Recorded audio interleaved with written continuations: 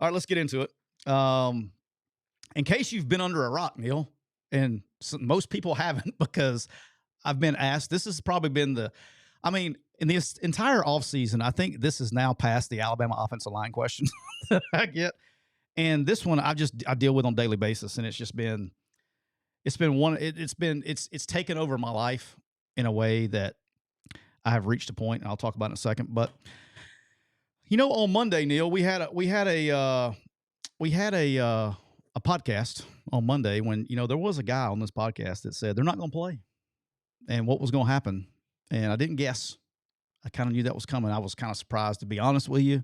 When we did the show on Monday, I kept just being transparent. I kept hitting refresh, expecting to see like breaking news, and I didn't. And I was like, what? So anyway, the SEC has joined the Big Ten and pretty much every conference out there. I don't think there's any Power 4 conference that has it, along with the NFL and everybody else. And as it pertains to the players coming back from the NFL playing college football, obviously LSU has taken center stage in this deal, even though there are other players that kind of fit or whatever. But LSU's taking center stage, right, wrong, or indifferent. That's just where it's at. And so I think the biggest reason why is because of the timeline, okay? Trying to get guys pushed in or get on the team, with school starting, the season starting, all that stuff. If you joined us in the pre-show, you know that basketball is going to be right around the corner, followed by baseball. I think there is time to get all this stuff sorted out by then. But basically what this has turned into in the last 24 to 36 hours is SEC versus LSU. SEC came out with the penalties, exactly what I said they were going to be on the show on Monday. Look, head coach will be suspended if you play a player returning from the NFL pro contract, and they laid out the stipulations. Your head coach will be suspended for 6 games, 50% of the season. You will get a 50% fine on your operating budget, which is that's a deterrent in itself, along with could forfeit your voting rights. And then if that wasn't enough, Neal, there's a little asterisk under there. I don't think anybody even paid attention to the asterisk. I did, because I was like, the asterisk said, and if the conference commissioners needs to be more penalties on top of this at his discretion. I was like, damn, is that wasn't enough deterrence? This is a very similar deterrence that was used with the NCAA with the ghost transfer, the ghost portal that was being discussed in the spring, that was plans for roster movement and things like that. So this kind of follows suit. As you see, the Big Ten, ACC, Big 12, everybody's kind of followed suit there. Yep. All right, before we get all this started, I laid out the facts there, okay? Before we even get started in this, I think this is very important, okay? I know this is a shocker for everybody. People are very emotional about this, all right? I'm not even mad, okay? I want to make this very clear before I even say this. I'm not mad. I'm not calling people out from an LSU fan standpoint, all right? I actually kind of admire it. Tip of the hat to the LSU fan. Because I don't think anyone with any common sense, probably including Lane himself, thinks this is great for college football. But by God, you're riding this. You're riding the ship all the way down. And I admire the loyalty, Neal. I admire the fandom. Like, that fandom is what makes the sport great. I admire the passion. Not even mad. And I think we've turned this thing into like everybody's against LSU fan, or how can you say that? Like, I seen what's my guy's name at AYS Sports? Blake Rufino. Yeah, people are killing him. People are killing Moscano. They're just killing him. I admire it, Neal. If you can ride the ship, tip of the cap. I'm not mad. I think it's great for the sport. And I think they're doing, I think when they got that people on the hook, they're just freaking setting the hook even deeper. And they're getting more reaction. It's great. Well, and they're in year 1 of covering Kiffin. Yes. I mean, look. I'm here for it. I'm the opposite. I don't even get mad. I think shit's funny. I think it's great. Year one, it's great content. Year 1 of covering Kiffin, you are beginning to realize the one thing that is absolutely not debatable about Lane Kiffin. He gets lots of attention. Lots and lots of attention. And if you're smart, MPW was. Yes, sir. If you're smart, you can monetize that on your own end. Yeah. So I mean, look, he's a hell of a football coach. Elite. He is as competitive a human being as I have ever met. He's up there. I've met more competitive, but he's up there. But he's up there. Yep. Mm-hmm. Yeah, when you say that, you're not saying he's the only competitive guy. You're just saying he's super competitive. Yeah. In a field full of super competitive people, he's super competitive. Agree. He will do anything to win. And this is what's interesting with Lane, and this is the part that people are figuring out. He doesn't care about interpersonal relationships. Like, I don't know why that is or what that is or whatever. And it just, he doesn't care. It doesn't matter to him. So when you say things to him like, boy, not that anybody would, but people say outside, boy, it's really going to mess up their locker room. On a scale of like 1 to 10, with 1 being I couldn't care less and 10 being this is super important to me, I'm not sure they get to the 1. He just thinks I'm going to do what it takes to win. And if that means that you make the locker room even more competitive, so be it. See, I actually push back on that narrative as it pertains to LSU. Okay, now, the same thing. I think everybody treats that as like a blanket statement of where, hey, if you bring these guys in, it's going to kill the culture in your locker room. I think that's a case-by-case deal. I think Lane and Lane's culture and the way he likes to do things, hell, his culture is built to where that wouldn't be a big deal. Does that make sense? Yeah. Like, his way that he's doing it, I mean. And it's year 1. Lane's not going to dinner with his left tackle tonight, okay? It's just the way he is, okay? He's got that culture built of, hey, we're going to try to create your best value, be the best at your position. We're going to try to get you everything we can do to help you win. But the interpersonal thing, being your best friend, that's not his jam, right? No, not even a little bit. But I think that's hey, it's a professional mindset. And like, look, if you coach, I did this past spring, if you coach in the pros versus you coach in college, you'll see the difference. Okay? Like, they're more on their own. Like, that's his mode of culture. So I don't think that part is going to be an issue there, if that makes sense. But basically, SEC has come down. They've said this, as I said on Monday, and I'm going to stand by it. These players are not going to play. I'm standing by that. Okay. With that being said, I think everybody's on the same page here. Like, I get asked this question every chat, everything we do this week is, hey, what's your opinion on the NFL players coming back to play college? And I say, ask anyone. What is anyone's opinion? Okay? Look, there are 2 people in this whole planet that think this is a good idea, Neal. There are 2 people in this entire planet that think this is a good idea. Okay? One is LSU, the actual university. That's who thinks it's a good idea. 2 are people who are associated with LSU, being a fan, or I'm a content creator and I cover LSU. That's the list. Okay. No one else. Okay. And y'all can save me. Well, I talked to this guy. No, you didn't. I probably talked to 75 different schools this week, Neal. Ask me how many of the 75 think this is a good idea. A 0. I think what's fascinating to me is that we've gone, ever since COVID and George Floyd died, we've gone 6 years of just open the floodgates. Open the floodgates. Change them, just whatever. Just happy. Open the floodgates. Suddenly, this. I'm not even sure how this went down, because when this first came out, hey, Daquan Wright and then we're coming back. You know what people in this town were saying? Boy, that might push Ole Miss over the top. I disagree with, but yes, but that's what they were. That's what they were saying. Yeah, and something. Not all of them, but some. A lot. Some. A bunch. We can't put all. I'm trying to get better. Look, I'm trying to improve my life. Okay, I'm going to try to be very specific of make sure I distinguish. When we say fans, we don't mean everybody. No, I'm not talking about everybody. And for the record, I don't care. So I don't care whether I don't care whether the entire Cleveland Browns organization moves to Gainesville and puts on Florida uniforms. At this point, it doesn't matter to me. Like, y'all have opened the floodgates, do what you want to do. I am still fascinated, honestly, by the psychology of something about this clicked. And everybody went, everybody out of the blue went, that's it. And I'm like, wow. I'm not judging. I'm just going, wow, because when this first, and we've gone through a summer. They can answer this. Hold on. We've gone through a summer full of all of these guys. AJ Storr is going to play at UNLV. All this stuff, all the basketball guys, all this fifth 5 for 5, and hey, the 2022, we should distribute. I heard it once, I heard it 1,000 times. Man, the NCAA should just give a blanket waiver. I heard it 1,000,000 times. Mm-hmm. You did too. Mm-hmm. And then last week, I heard people going, well, Ole Miss, man, maybe they could put Xavier Harris at right tackle. I mean, is it too late to teach him just enough offensive line? I mean, I'm just telling you what people said. And so all of a sudden, something about this clicked it.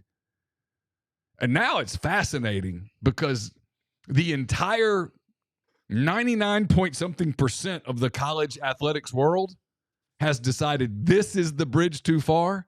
And LSU is sitting over here going, hey, we ain't stopping. And so, I mean, something's got to give.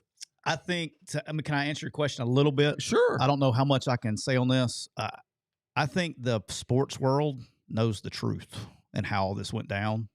And a lot of it's not public. Well, I mean, some of it's some of it is starting to get public where it looks like it was coordinated there. But there's some like, okay, guys, this is a little bit too much, right? All right, so I want to say this. So besides the ambulance chasers, okay, and when I say ambulance chasers, the attorneys who act like, there's a particular guy out there. He's a lawyer, so I don't want to get sued, so you can look him up. This guy freaking is the ambulance chaser of all ambulance chasers. He will sit there and he's literally, if he can get 2 more billable hours out of a case, he'll burn the whole damn sport down. You talking about Heitner? I don't know who I'm talking about. I'm just saying there's a guy. Darren Heitner. He'll burn the whole damn thing down, right? No sense in being if he can get 2 more damn billable hours out of it, he's gonna burn the whole thing down. He's an attorney. And no other attorney though, he will have this hot take. And look, Tom Mars, you know what? I like Tom Mars. You know why I like Tom Mars? Because he may go. He tells you what he thinks. He'll be like, and he was like, "This guy's fucking crazy." This is not anywhere how it's going to go. But then he may at the same time go representing your coach against your own school. Like he's just going to do it. At least Tom just does it like a normal human being would do. Yeah, respect that. Yeah. All right. So going back. All right. So LSU and the ambulance chasers are not budging. Okay. No. And they allegedly have said that, we're I covered peacocking. I'm getting there. You're going to like this. They're peacocking. We're not going anywhere. There's still a path. We're going to do this. We're going to do that. All right. This is where it comes down to I'm sure this will get back to him apparently since he's not on social media. But look, I'm just going to say it, man. Look, it's time to take the L. It's time to drop it. It's time to put the ball down and play football. It's not how he's wired. I don't think that's how it's going down, Neal. There are people Neal, in this life, and I got a great example for you. I've been working on this one today. I think you're going to be proud of me. I've been working on this. This is Neal McCready rubbing off. Can I interrupt you and tell you real quick because I'm cooking? Okay, because I've got a Lane Kiffin anecdote that I always remember. I always remember this game from all of the Lane Kiffin games that I covered. He won 50 of them, 55 of them, 54, 55 if you include the COVID season. So 55 games in 6 years. I remember one of the losses incredibly well. Well, that's where I'm going with this, so go ahead. Ole Miss was playing at Arkansas. They had just lost the week before to Alabama to fall out of the title chase. They played Alabama 8-1. They were in the game late fourth quarter. I think I had the ball 1st and 10 at the Alabama 13-14. Had they scored, probably would have won the game. Had they won out, they would have gone to Atlanta. They would have had a chance to play for the national title. Okay? They lost. The next week, they go to Fayetteville. It's ice cold, so cold. This is when all the Auburn rumors were going around. And senior night at Arkansas, and Arkansas played an elite first half. And Ole Miss kind of played a ho-hum first half. And Arkansas comes out, first drive of the third quarter, boom, 50-yard run by, I can't remember the kid's name. Doesn't matter. Good player. Doesn't matter. Can't remember his name, though. Welcome to Portland. He was a running back. Yep. Got hurt. Went to South Carolina. Yeah, him, Rocket. Yeah. Rocket. I mean, that's what the portal era. Welcome. Rocket Sanders goes 50-ish yards. It's now 42-6. 42-6. You're not winning. You're not coming back from 42-6. It may have been 49-6. It was a blowout. It was gone. Ball game's done. You have a game 5 nights later against Mississippi State. This is a moment where you wave the white flag. See you another day. Let's get out of here. It's cold. You run it. We'll run it. Let's get done. He's not wired that way. Instead, they ran, and don't hold me to this exact number, but they ran 96 offensive plays. And I think they ended up scoring 20-something points, and so they lost by 2 touchdowns instead of 5 touchdowns. But there was never a moment in any of that where you're like, these guys might win. No, the clock wasn't the math. Math always maths. And I remember thinking that night, this dude doesn't know how to just sometimes accept that this one's an L. So, Neal, I've been working on this one all day today. Hope you're proud of me. I got a 10-year-old at the house, Neal. My man Knox. You know what? Last night, Neal, it was about 8 o'clock last night, and a little bit later, it's time to go to bed. If you live in Oxford, your kids got to get up at 4 a.m. to go to school these days. Yeah, because the bus comes like 3:30 in the morning. All right, so you got to go to bed so he can get up a little. I made the mistake of allowing him to stay up with me and watch Hard Knocks the day before. Okay. So he was a little tired the next morning. Mama wasn't happy. So we got to get him to bed on time tonight. Well, our Atlanta Braves were playing the Los Angeles Dodgers. And shout out to the Braves. It was like eight really good game, going back and forth, blah, blah, blah, blah. Yeah. And he's like, hey, can I stay up and watch the end? I said, no, buddy. It's time to go to bed. No, you can't. It's time to go to bed. You got to get up. You're cranky this morning. Got to get you to bed. And, why can't I go to bed? We have created an environment. It's much like the players. If I told my kid, yes, you can stay up. Well, the 9th inning comes around, and it's like, hey, I know I've brushed my teeth. Can I go get a bowl of ice cream? If you say yes, then it's going to go to the 10th inning. Hey, can I go get a jar of Coke? A can of Coke, not a jar of Coke, a can of Coke. If you keep saying yes, eventually it's going to be like, hey, Dad, can I burn the house down? And you're going to say, that's preposterous. No.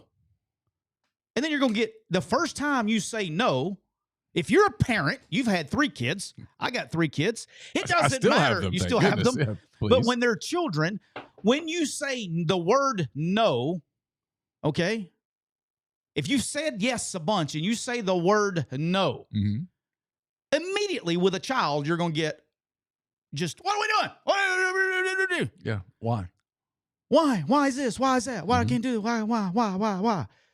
That's where we've gone with this. It's the same thing with the players. This whole deal is about the players have been told yes for every single thing they ever wanted for the last 4 years. 6 and all years. of a sudden, 6 years. What'd I say, 5? You said 4. It's 6. 6. All of a sudden, someone has said, hey, guys, look, no, you can't. Ever since the summer you can't go to the NFL and come back and play. The answer is no. I got to find somebody who eats pineapple on their pizza too. And I got to get this lawyer who I think's my friend, but he's really just racking up billable hours. I got to get him to represent me. Everything's turned into, as soon as we've told them no, we've turned into a bunch of whiny little kids. Okay? Lane. Let's talk Lane. Lane is an elite football coach. Lane doesn't get told no a whole lot. Hardly any. Okay? It's one of the things I've said. Since I've known the guy. See, I can say it on this show. I can say it on this show, but I can't say it on another show. Every time I've worked with a guy, if he ever got told no, it didn't go well. The fact of do you know why Lane doesn't like me? Because I was in a position to tell him no at some point in time, and it didn't go great. It didn't go great. He doesn't do well with no. But every argument or any kind of dispute that he's ever had has come with somebody saying, hey, we can't do that. And so, to me, Lane also likes being on the front end of like cutting edge stuff.